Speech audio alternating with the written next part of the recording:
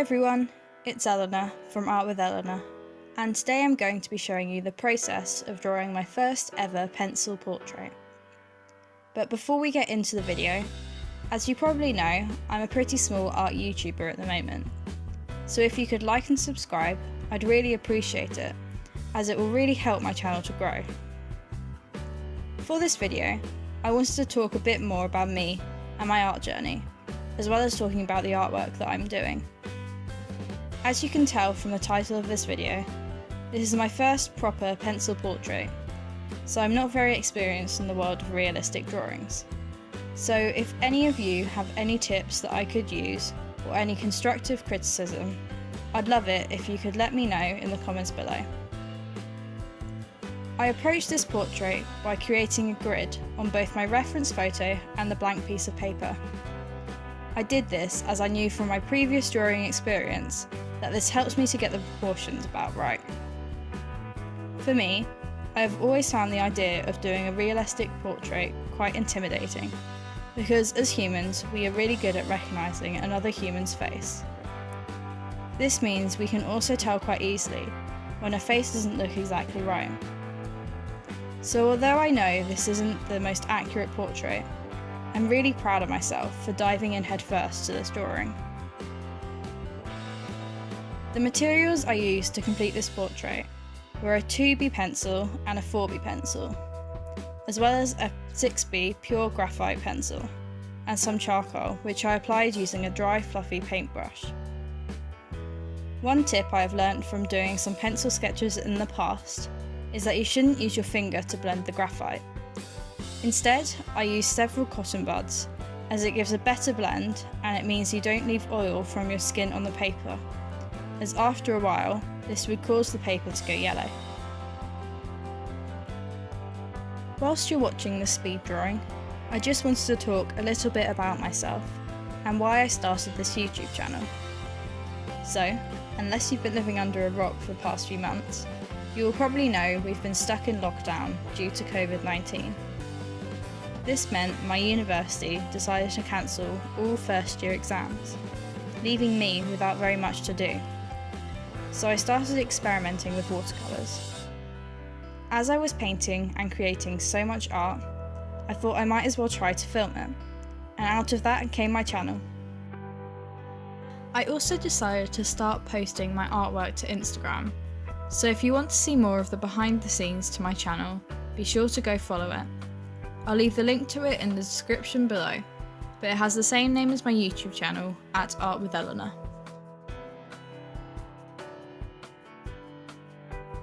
I've always enjoyed art, and I spent a lot of my childhood drawing and designing clothes, and just generally being creative. So if you want me to do one of those videos recreating some of my childhood art, then let me know in the comments below. A childhood of being creative led me to do art GCSE. In retrospect, this probably wasn't the best decision for me, as I think the pressure put on us to create art which fit a specific brief didn't suit me, and I think at the time it stopped my creativity from being able to flourish. Because of this, I only did a few pieces in my GCSE art that I'm actually proud of. One day, I think I want to go back to some of the titles we were given and give them another go with a fresh set of eyes to see what I can come up with now I'm older and I have had a bit more life experience.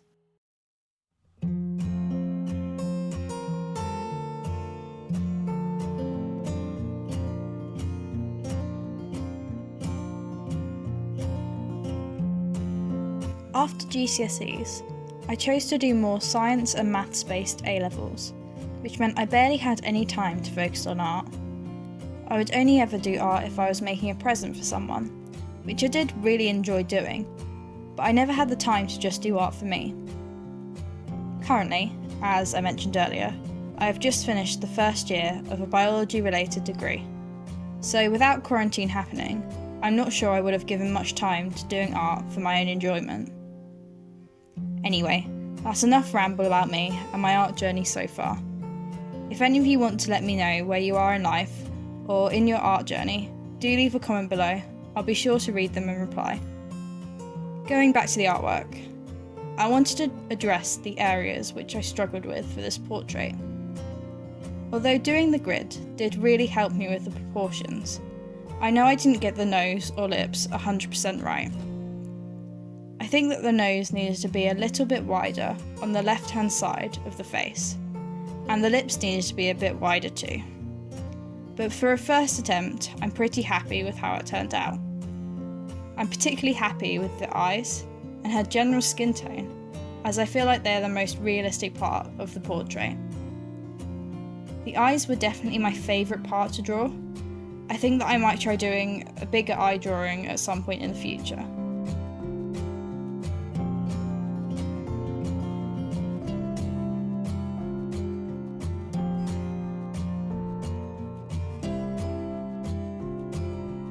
At the moment, my aim for this channel is for it to be a creative outlet for me whilst I complete my degree. I know that I won't be able to keep uploading as frequently as I do now, so I'm hoping to complete some videos over this summer holiday, which I can then schedule to be released during term time. But I guess you'll have to wait and see if that's a successful idea or not.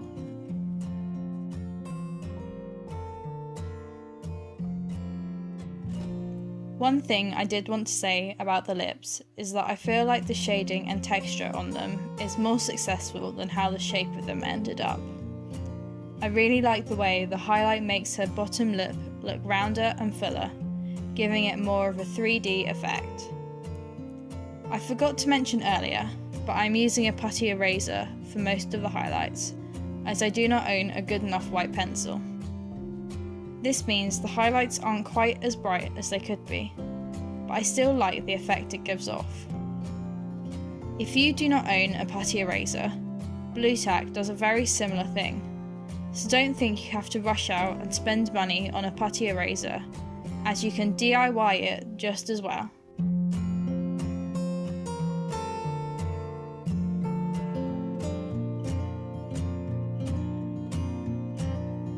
Going back to my earlier point about GCSEs, I just wanted to say, if any of you wanted to know any more information about my experience of art GCSE, or if you wanted me to do some sort of sketchbook tour, I would be happy to do that, as I know there may not be many videos out there of people who have not achieved the top grades showing their artwork.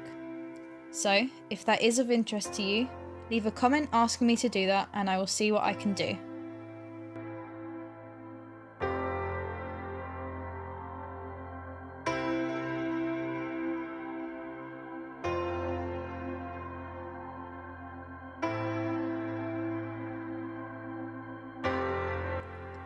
I also wanted to talk about the girl's hair.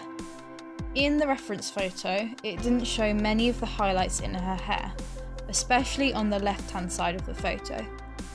This means the end result looks a little bit flat. So I think I'm going to try to do more practice drawings so I can perfect the techniques needed to draw hair realistically. Saying that, on the right-hand side of the drawing, I feel like I conveyed the messiness of her hair fairly successfully. The only issue with it is that it could be perceived as being wet hair, but oh well, I tried. Overall, I'm still very happy with the outcome of this drawing as a first attempt at a portrait. The real test for me was if my phone camera would recognise the drawing as a face, which it did, so I was pretty pleased with that.